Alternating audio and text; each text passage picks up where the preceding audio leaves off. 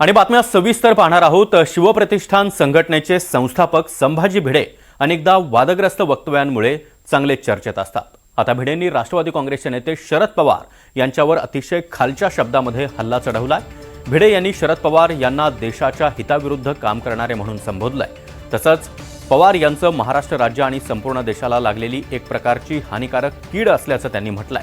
अशी कीड राज्यामध्ये पसरली आहे आणि ती काढून टाकण्याची गरज आहे, अशा शब्दात संभाजी भिडे यांनी शरद पवार यांच्यावर हल्लाबोल केलाय।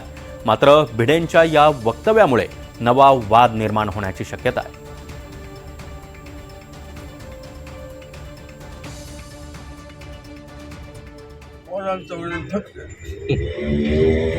देशद्रोह पवार जातिवंत देशद्रोह बदमाश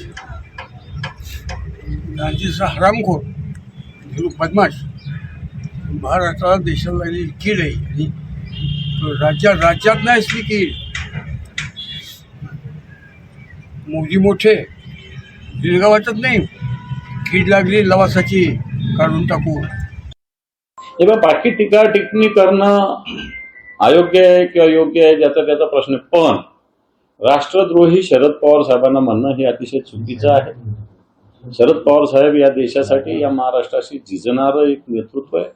वैचारिक वादविवाद एकमेकांचा असू शकतो, परंतु नेतृत्वाविषयी अशा पद्धतीनं देशद्रोहाचा आरोप लावणं हे एकदम चुकीचं आहे।